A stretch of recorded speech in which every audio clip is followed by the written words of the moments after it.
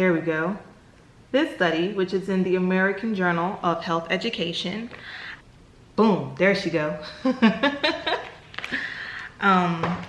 It's entitled Disparities in HPV and Cervical Cancer Screening Between Highly Educated White and Minority Young Women. The study ended up really educating me on the power of education. In our society, we love to talk about education as this great equalizer, as if everyone just goes to school and does what they're supposed to do, they'll have access to equal opportunity. And research is consistently telling us that that is just not the case. And in this study, I looked at a sample of highly educated women, and I tested their knowledge of HPV, I tested their knowledge of cervical cancer, and then I examined their rates of cervical cancer screening. And the argument that the larger society has is if they're all educated, they should have similar rates of HPV knowledge, cervical cancer knowledge, and cervical cancer screenings. And I found that to not be the case. I found, unsurprisingly, that white women had more knowledge of HPV and cervical cancer than women of color. In this case, I had Black and Latino women in my women of color sample.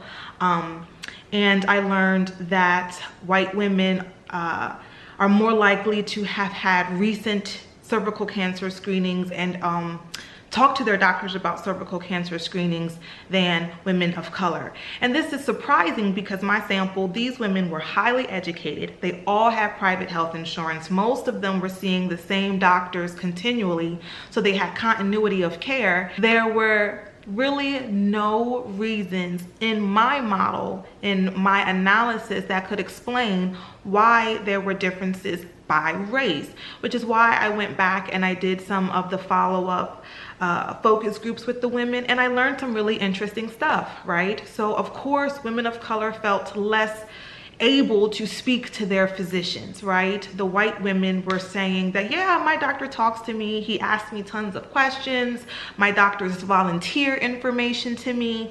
And the women of color were saying, no, my doctor doesn't really volunteer any information to me, or I don't feel comfortable in this setting, I feel rushed in and out. The women of color shared something that I didn't even think to include in my analysis, and that was the role of their families in their knowledge of HPV and cervical cancer. So if you were unaware, HPV is a STD or STI, and cervical cancer is linked to HPV.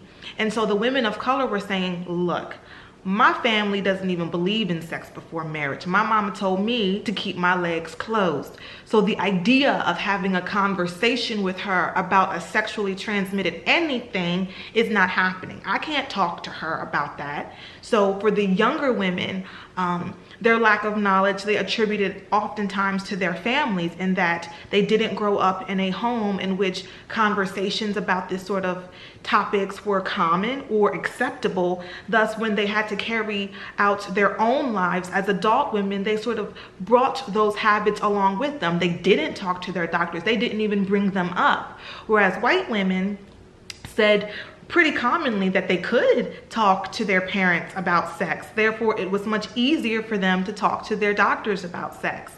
And I found this really interesting. I mean, I can tell you personally that my mama, she straight up was like, no, you ain't supposed to be having sex. So we're not gonna have no conversations about this. You know what I mean? That was my childhood. That was my teenage years. She wasn't finna have that with me. And so I definitely could relate to that. And it makes me think about sort of the odd conservative nature of Blackness. Although our culture, at least our musical culture, seems overtly sexual, and certainly if you scroll on Instagram long enough, it'll feel like Black culture is very sexual.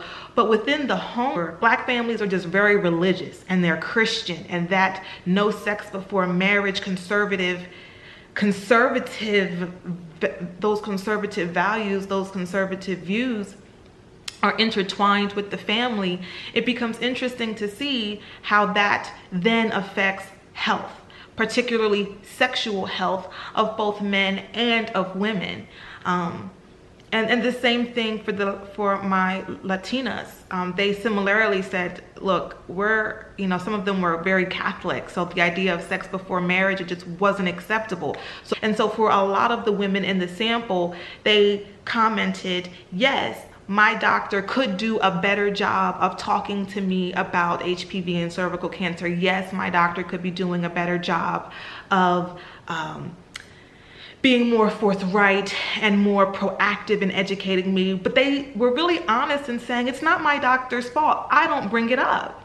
And I don't bring it up because I wasn't raised that way. This is something that you sort of sweep under the rug and you don't talk about. And you know, it's sort of just not something that we talk about. And I found that to be really interesting and really sad, right? Because we're allowing values that don't match the way we actually live life create gaps in knowledge that are then connected to poor health outcomes. If you are interested in learning more about HPV and cervical cancer and my research on HPV and cervical cancer, you can find the whole article online.